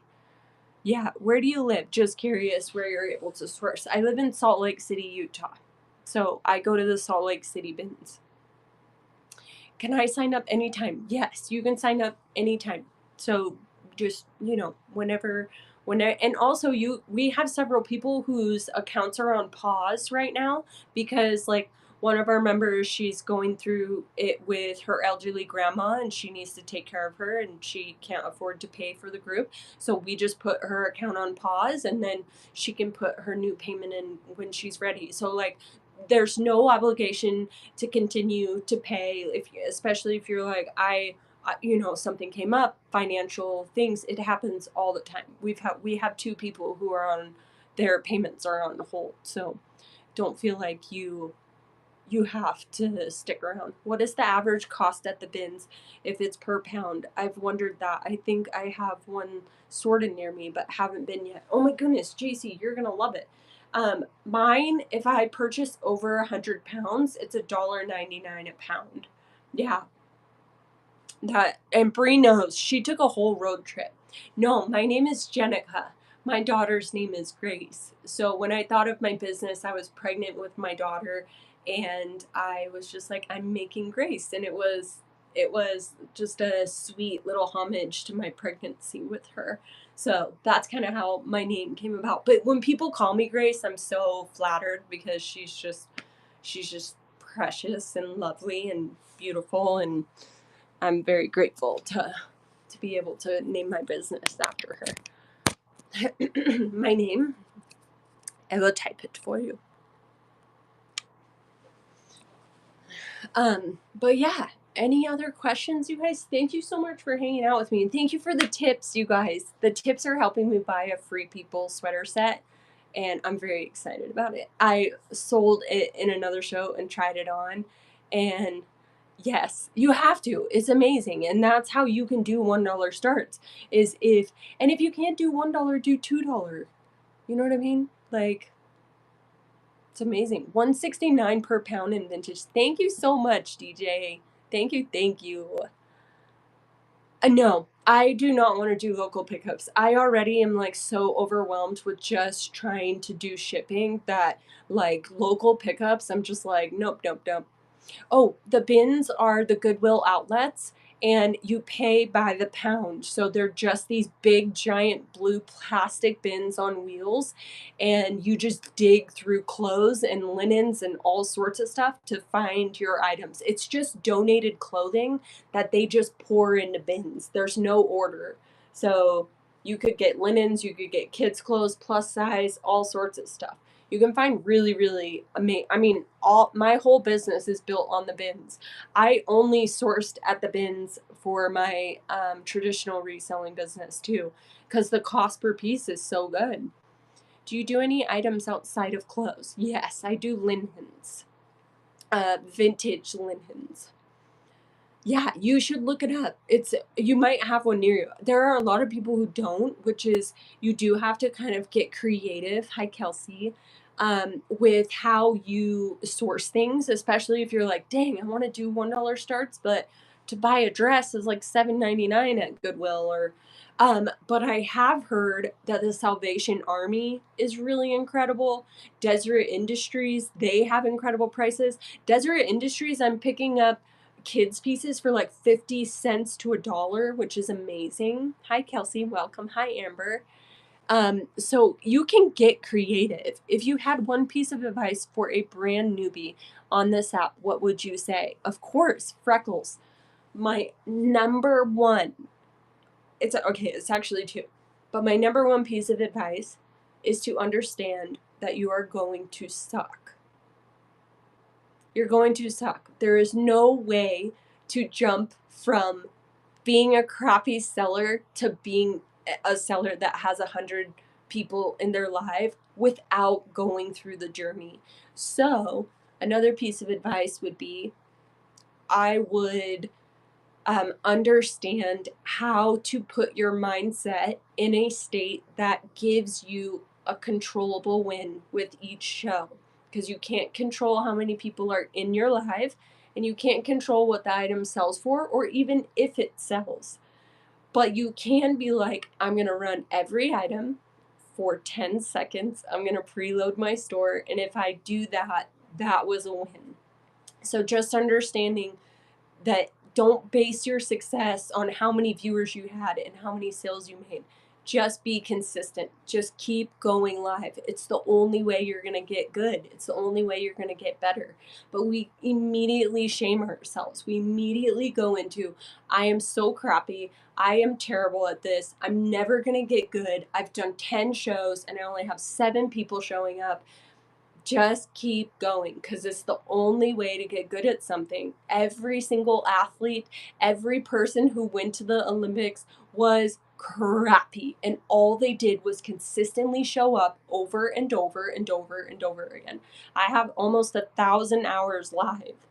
I've done 274 shows, 75 shows. So like, just keep going. Just keep getting that going live count, how many shows you've done. Just keep trying to build that up and be consistent, because the only way you're going to get better is if you consistently show up. How do you determine something is vintage or is it a guess? No, I'm pretty good at understanding if it's vintage just simply on the tag. If it has a union made tag, it's definitely going to be vintage. If it has a silver metal zipper, it's going to be vintage. Sometimes you can tell with the stitching. A t-shirt is vintage if there is single stitch. A lot of times graphic tees from the 90s or 80s will actually have the date on it. A lot of times the kids sort of character shirts, they will have the date on the back of the tag. But there's definitely ways. my number one way is if the tag is embroidered and it looks old, like an old font, or the fibers are old and they look yellow. A lot of times that's how I know it's vintage. At my bins, they charge $2 per piece. What? That's crazy. I know. They don't do it by the pound. That is crazy. What's your time zone so I can be on time for the group call? Mountain Standard Time. So right now it's 5:19. So you're East Coast, so it's 7:20 where you are. So we're a 2 hours difference. So if you're East Coast, our call is at 6 p.m. So you're going to be 8 p.m. And most of our group members are East Coast. So if you're West Coast, it's going to be 5 p.m. your time. I had one person in my show talking to me a few times, and people would come in and write back out. I was like, am I ugly? You're not ugly, JC. You just have to keep going. You're not going to have 15 people show up unless you keep going. Incredible advice. I'm strapping in for the journey. Do you run everything or wait for people to request? Do you preload everything? Freckles. I do mystery pulls, but I have been doing this for a very long time. If you are a new seller, I would recommend that you preload your store, that you do measurements. Photos are optional, but that you would do 50 items, run each item in order. So start at item number 1, then run it. If no one buys it, put it back on the rack, grab item number 2, run it for 10 seconds. That way you have a roadmap for your show, and your store is your roadmap. So if you're like, okay, I just ran item number 3, now you know you're going to go to item number 4. I've gotten like 9 followers out of the 10 followers I have just from this live. You're so welcome, Autumn. I love it. Yes, you guys go bookmark, follow each other. That's the best part about this app, is it's so like, the community is so rich. Like, everyone is looking out for everyone. Everyone wants to help everyone. It took 2 years for me to get a lot of people in my shows. And for the first time, that was this past week. It doesn't happen overnight, friends. It's so true. But she crushed it, you guys. She did a 3K celebration show, Brie, and she crushed it. She did so good. Okay, I'm going to bookmark it right now. And if you guys are interested in the coaching group, you can 100% just go to my Instagram. It's the same handle as my Whatnot handle, and y'all can follow me there. We're going to have more information on the group. If you guys want like my poly bags or all of my essentials that I get from Amazon to run my business, my Amazon storefront link is in my bio as well. What were your favorite milestones over this last year selling? My favorite? That's a really good question. Yesterday was a milestone for me. I do what's called rapid fire at the end of each show. So if an item doesn't sell the first time I run it, I will put it back on the rack. And once I run every item on my rack, I'll go back and I will rerun those items that didn't sell. I didn't have one single item that did not sell. I didn't have to do a rapid fire in my show yesterday, and that was one of my huge goals. And then another goal was to have over 100 people in my show, and I had 111 in my show. So that was super cool. That was probably like one of my favorite milestones. But then also, I really, really enjoyed the revelation of trying things on. It was so like revolutionary for me, where it was just like, why don't I just try it on? Because it's so helpful for people. Do you recommend going live like daily, rerunning things, or do you get all new inventory? Freckles, I get all new inventory. Even when I was first starting out, I realized that rerunning items I had already tried to sell, I just lost all of my excitement around it. So whatever didn't sell in that show, I would just redonate. I would donate it back to Goodwill and I would move on. But it's up to you. Like, if you can keep the excitement around your items, then do that. Excuse me. But as far as going daily, I would do whatever you can manage in a week. So, like, understanding going live is only part of the process. You have to source, you have to stream, you have to ship, and you've got to, you got to make sure that your process is in order so that you're not like overwhelmed with um just too many things to do because you've done too many shows, you know? Yes, please bookmark, you guys. I think that trying on truly helps with sales. It's so true, Sam. Like I have very distinct memories of trying on an item and being like, that bid up that high because I tried it on. Therefore, I was like, I'm gonna try every item on. And I love doing it. It's like a fashion show for myself. Because I'm looking in the monitor, I'm looking at like what it looks like, and I enjoy it just as much as you guys do. I view it as like it's not even me trying them on, which is so funny. It's awesome. Let me see. 2 shows a week is exhausting for me. That's my max in order not to go crazy. Trina, I'm with you. I hear ya. Your shows are amazing. Thank you so much. I agree. Watching your show, it gives an idea of how it can be worn. Yeah, and then the buyer also is like, oh, I have jeans that look like hers, or I'm kind of similar in body type, or I have jeans that I think would look so good with that. I was in, do you guys know who Noonie Bird is? She's like one of my favorite sellers on Whatnot. I just feel like she has this like really organic, sort of Western boho style that is truly her. Um, and she will try things on.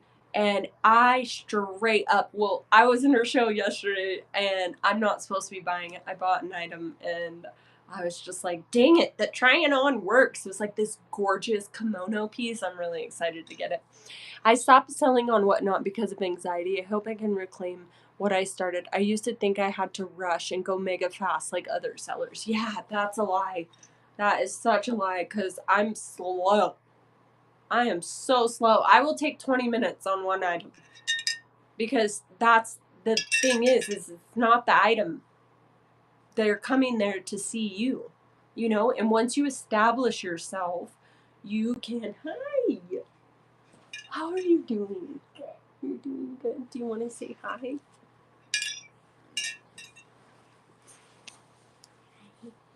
This is Gracie.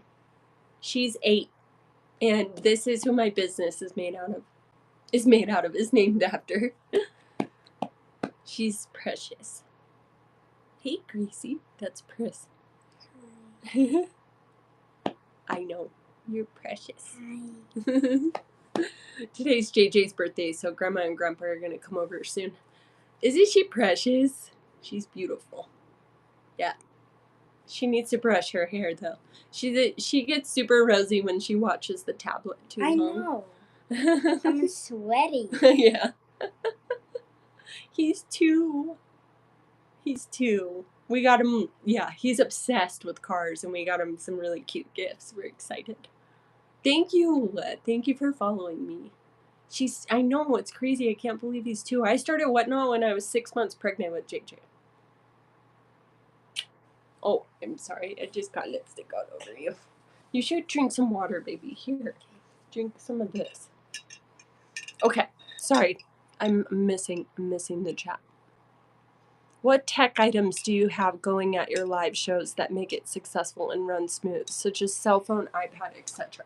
I have a monitor that is hooked to my laptop, and I have my laptop open so I'm able to see on my laptop what the visual looks like, and then I also have a big monitor to my left that shows me what the item looks like. Like when I'm up close and I'm showing you guys the tag of an item, I'm looking at the monitor to my left to make sure it's like in frame and you guys can see it well. And then I run all of my items off of an iPad. And yeah. And then I have a Rollo printer. Mom, I came up here just to let you know I'm kind of hungry. Okay, maybe I want you to get off the tablet, okay? Dad's outside doing a workout. if you were wondering where he was. I love how mellow you are, though. I'm all hyped and moving quickly, like, whoa, slow down, take a breath. Yes. Do you cross promote on IGNs or social media? Yes. And I also, when I go live on YouTube as well. And it goes under our Live Reseller Pro YouTube page. And like, I don't get any views when I go live, but I'm like, it's just the consistency to be able to have a video log of all of my lives that are not on Whatnot is super valuable. Super. Thank you for following me. I've gotten so much on here for my new baby, and I probably will sell it when I'm done. Yes. How do you feel about people that do pure closet sales? I love it. I think it's brilliant, especially because you can just make some extra cash from stuff around your house, and especially if it's kids' clothes. Oh my goodness! Like Grace, she just came in. Grace is one of my kids' buyers, and she just had a baby, and like there are moms out there that will buy your secondhand clothes for sure. So when you mention MSRP, will the item you're looking at to purchase from these tips actually cost that? Just curious. Well, I'm gonna buy it off of the Free People website because my Poshmark account is on like some sort of hold. I don't know why. I've sold like thousands of items on there, but I can't purchase anything on Poshmark. So I'm just gonna purchase it from the Free People website, which it's $128 retail, and then there's shipping, I'm sure, and tax. So, but 128, I'm happy with what you guys have tipped me already, and I'm so grateful. And don't you worry, I'm gonna be wearing that sweater suit all fall because it's so cute. If you guys don't have one, you should look it up. How do you feel with disappointment in the price clothes go for? I just had a show and sold almost all of my items, but almost all went for my cost. Yes. I've been saying this wear your for every life. Yes, I will. Grace, I told the group this earlier, but you have to change your mindset. Your mindset, what you are trying to do as a live reseller is to get repeat customers. And in the beginning, you're most likely not going to make a profit on every item that you sell. But because you're giving a customer a good deal, there's a very, very high chance that that customer is going to come back and spend more money with you. So the goal isn't to get the most out of every single item you sell. It's to attain a repeat buyer because your LTV, the lifetime value of a customer, is so much more valuable than getting $50 for that one-off piece. You have to think like more long-term. Okay, I didn't make money, but I sold almost all of my items, and most of those people are probably going to come back because you gave them a good deal. And that was the number one thing that I had to change. Was I was coming up from my lives so defeated because everything was going for $1. And my husband was like, it's not about that. It's about the repeat customer. It's about getting that customer to come back to every single live. So now when I go live and I sell 70 orders, 34 of them are repeat buyers. And then the rest are new buyers. So yeah. Thank you so much, you guys. I'm kind of getting stir crazy because I went live for 7.5 hours yesterday, and now I've been live for 2 hours. And sometimes like my eyes they just don't do well if I go live too long.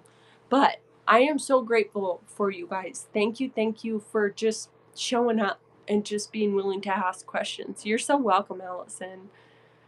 I just went all out creating a Whatnot corner to film from. I love it. Yes, that's what you need to do. You have to create an environment that you feel beautiful into selling. I love you, Sam.